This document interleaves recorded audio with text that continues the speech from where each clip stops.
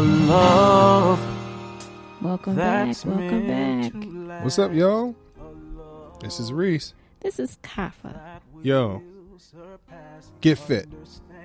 That's right. You know what that means, y'all? Facebook. What?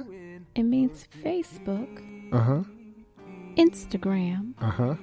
and Twitter. Make sure you stay fit with us. That's right. Stay fit with Reese and Kafa. Yes. So, y'all know what today is. Today is, I don't know if we're able to say it because we're Christians, maybe? Today's Halloween? Okay. Some people frown upon that name.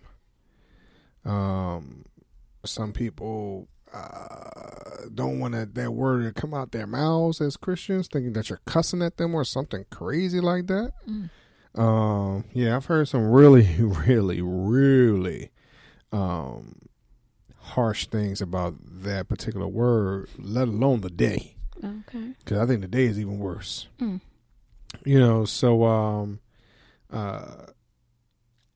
So what we're going to talk about is just the viewpoint of maybe how Christians feel about it overall, and what what people do, don't do, whatever else. I know for me, growing up, excuse me, as Halloween would come up, I don't know too many Christians that frowned upon it as much as they do now. Mm-hmm. I think even though they looked at it as, people dressing up as devils and all these worldly images, I think it was more or less just the fun of the kids going out, getting candy from, whatever, doing, just doing kid type stuff. Mm-hmm.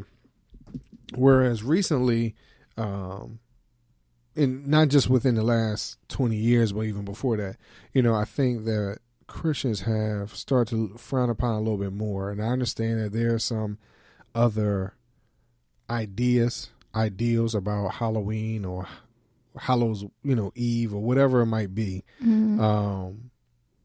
I understand that part, but I think that in as of right now, just like with Christmas, I think Halloween has become so commercialized, Right, that the original thought of it has changed. Mm-hmm. So at this point in time, they've gone from being Halloween to Hallelujah Night, right? So, even now, what's interesting though, some churches that have Hallelujah Night, Mm-hmm. what's interesting, they still get dressed up. Right. We attended a church like that. Yeah. Like, how you gonna have Hallelujah Night, but you're still dressed up?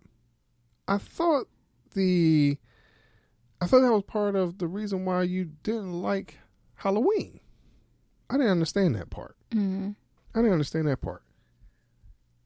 So, I mean, again, I think a lot of it is just your interpretation of it. Right. Me, a little different. Was not raised in a Christian home. My mother and my father both thought Halloween was fun. So I do remember my father, who was an artist, creating like an African mask out of paper mache and chicken wire. wow. And straw, and him wearing that. He may have created it for some other purpose, Mm-hmm. but I do remember him wearing that and outdressing me one Halloween. Okay. I had the classic, 5 and dime Woolworth or whatever it was costume that was all plastic, that had the mask and the eyes that just never seemed to fit where your eyes were. I had one of those. But he had this man-made, handmade, nice costume. Now we would go out trick-or-treating, but we would just stay kind of like on our block. Mm-hmm. And the single hundreds and maybe up a little bit. And we only went to those whom we knew. Right. So that was the context of it. But to be in first and second grade, that was enough for me. Right.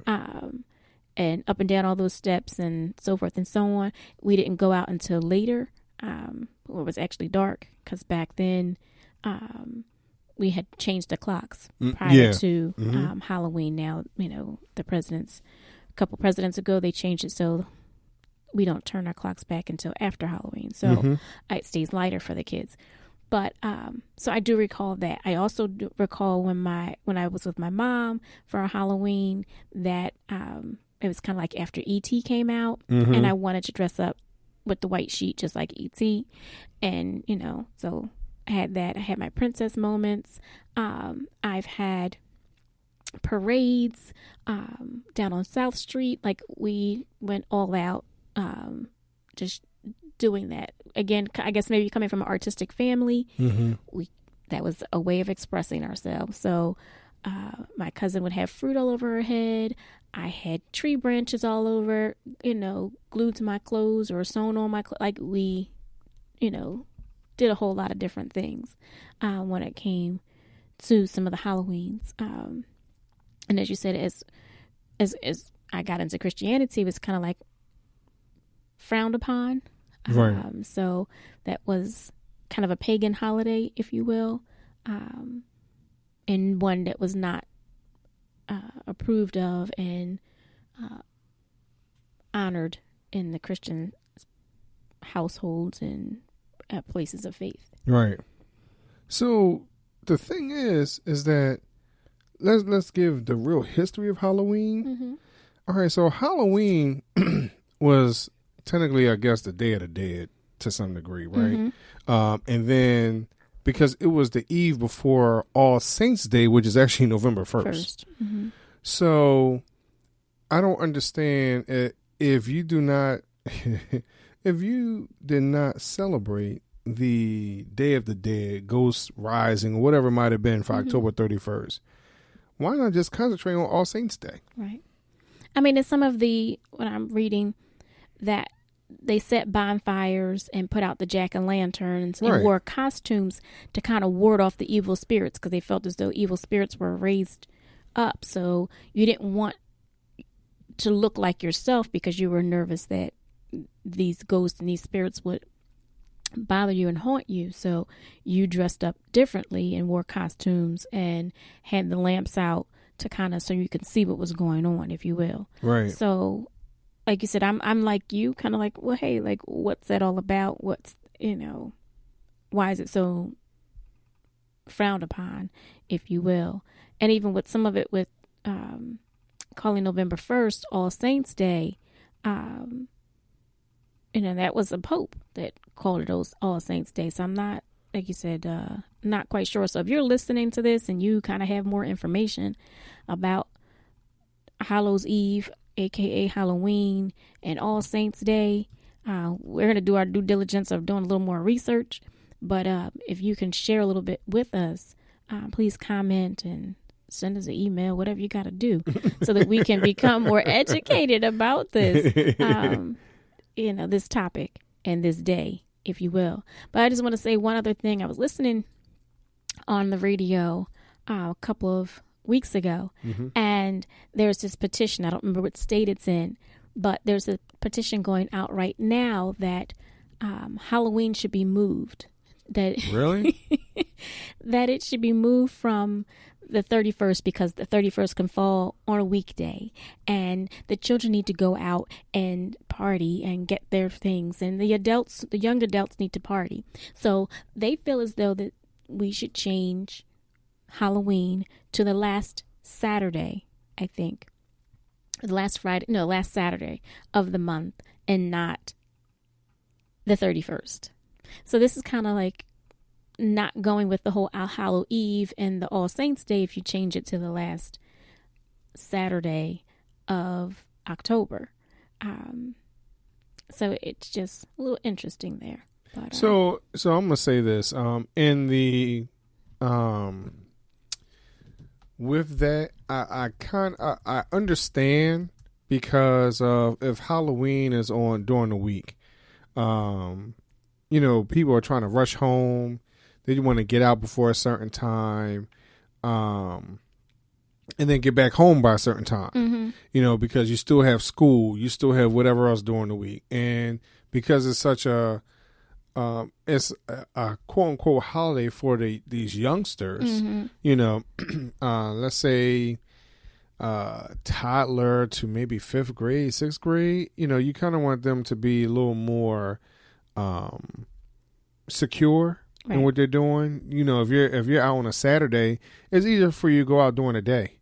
I know people kind of go when it starts to get dark outside. I mean, yes, that's the tradition, but I think just with the way things have been going recently, I think more and more people are starting to go out while it's still light outside before all the dumb stuff starts to happen. So in some degree, I understand that. And then it allows people to kind of let their schedules dictate, what's going on, because people do have a lot of parties, cabarets, and things like that, for that type of, for this particular holiday. I know, I don't know where this trend started coming from, but I see more and more, not necessarily weddings, but anniversary parties where people are dressing up for that particular holiday. So, which is very interesting.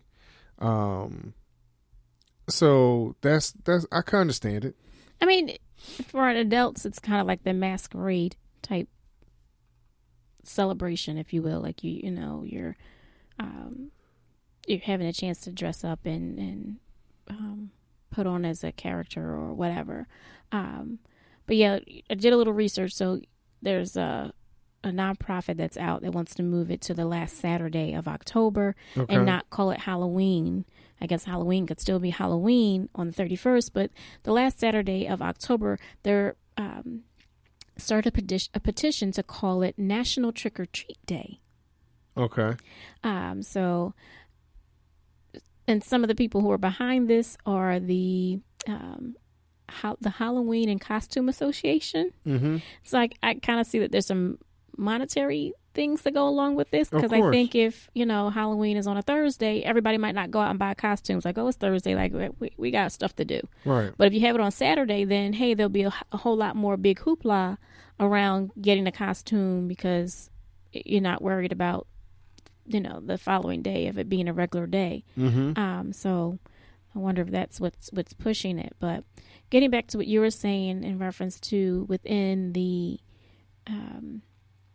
Christian realm and the Christian family, that Halloween wasn't looked as a holiday, but somewhere around in my teens that I recall, our church started having Hallelujah nights, where we would get together, we'd have games and candy and things like that. I don't recall dressing up for anything at first, but I think I remember like a couple of people dressed up like Martin Luther King or somebody like that. Like it had to be an influential person or somebody from the Bible type thing.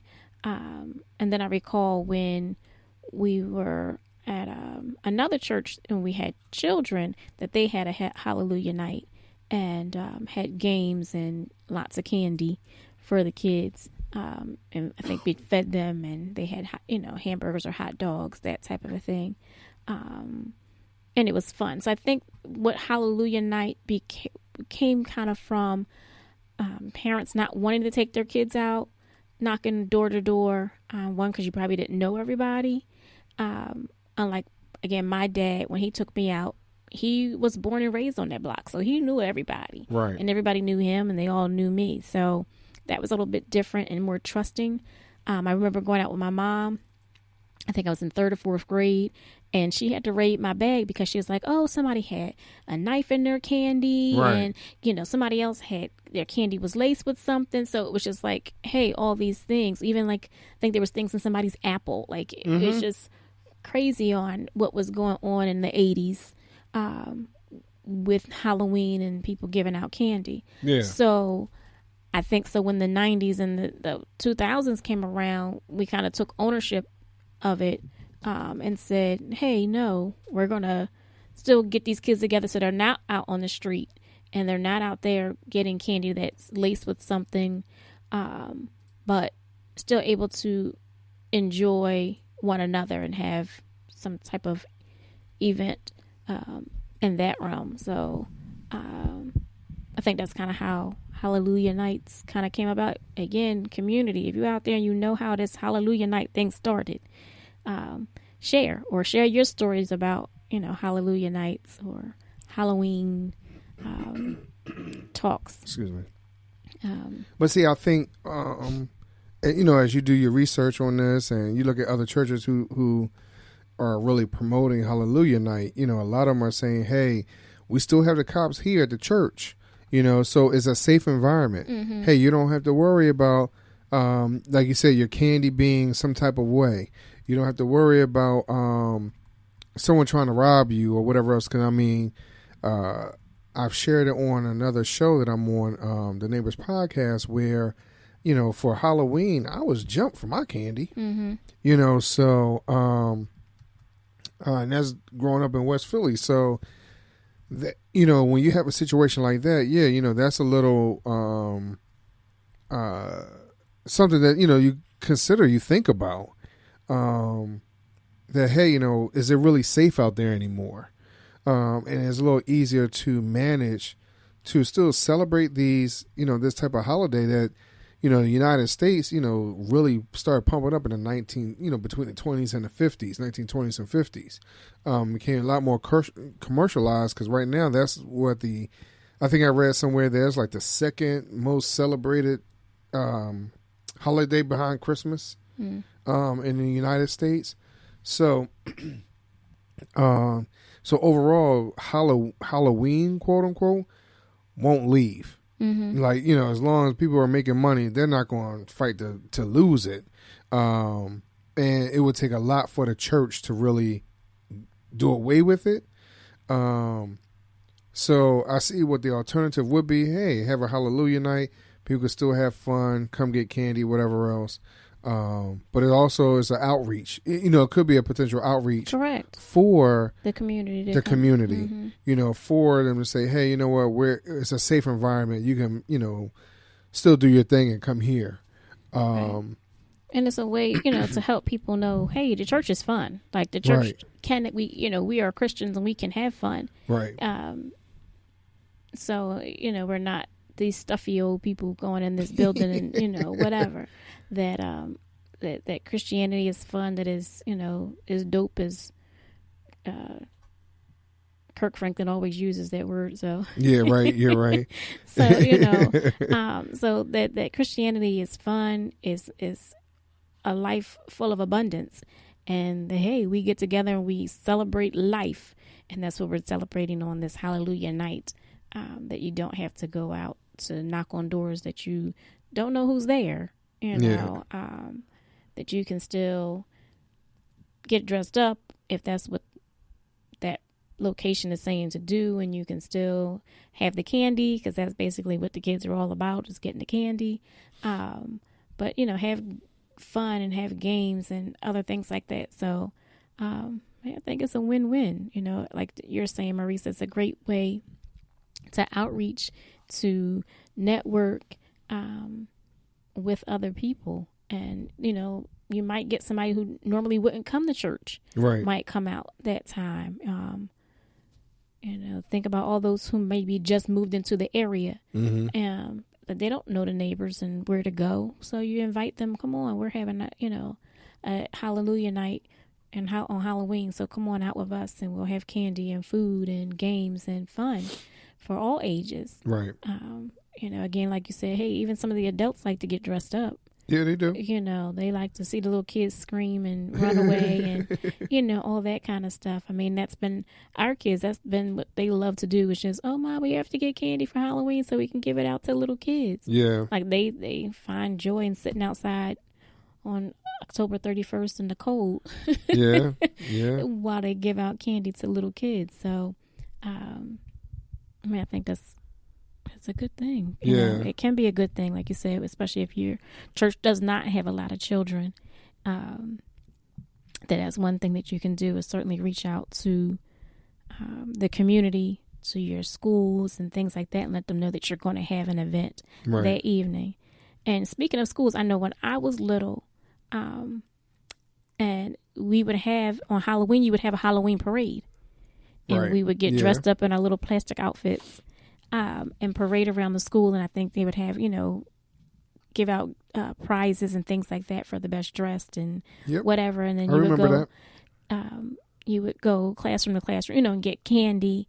I remember even when you would leave school, you would like stop at the pizza shop because you knew they would give out candy, and you would, like you would go different places Right. on your way home from school because you knew they were giving out candy.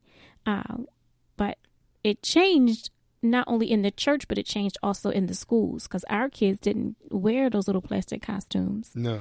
They had to dress up as a vocabulary word, Right. or they had to dress up as a famous Person. or person. whatever. Yeah. So I think all of that, helps encourage not to think of things in a real dark place. I believe one of the things with Halloween, why it has such a negative vibe to it. Think about all these scary movies, Halloween, Friday the 13th, whatever, and just, it just lends itself to that whole vibe of, this dead mentality, right? And so when you think of Michael Myers, and the movie Halloween, 'cause I think that came out 77, 78-ish, I could see where that would have changed the mentality of the church, because now it's like, all right, you're celebrating this from a very negative, evil perspective, where this person is getting up and doing all this craziness. So we have to put a different spin on that. Right. And do I remember devil costumes? Not necessarily back in the day, but I do remember a lot of Freddy costumes, a lot of Michael Myers costumes. Right. When Scary Movie came out, a lot of hockey masks and Right. like you could think of all these things. I mean, and think about Halloween being a night for pranking and again trick or treating. It's I mean, that's kind of a negative mindset also, being the trick. So I understand where churches are trying to not necessarily get rid of the holiday, but put a different spin on it. Like, hey, we could still do the fun part of this, Right. which is the giving out candy and just being in a joyful mentality. So I totally get that part. So I would love to hear what y'all got to say about this, though. And how do you feel about the church and how they deal with, or your church, I'm sorry, how your church deals with Hallelujah Night? Tell us what you're doing tonight. Like, it's Halloween right now, so Yeah, let us know what you're doing tonight. So Yeah. let's, maybe we'll come on out, So sure enough, leave your comment below, and everybody, just let us know what's going on out there in your church or another church, or even what was going on when you were growing up. Right. We like to be able to compare and contrast what things were like years ago and then what things are like right now. So Yeah, most definitely. Let us know. Also, as a kid, were you allowed to go trick or treating? And has that mentality really changed for you? And how, what was there one particular incident that changed it for you per se? Not just, hey, did the church change it, but did you experience something, that was kind of a little different? So let us know. Let us know. How it went down for you. Yeah, so Excuse me. Leave your comments, and don't forget to stay fit, everybody. Check out that Facebook, Instagram, and Twitter. Remember that we love you for real. And be sure to continue to listen to us. And tell a friend. And share. And tell another friend. And subscribe. And tell your cousin. And make sure that you continue to email us.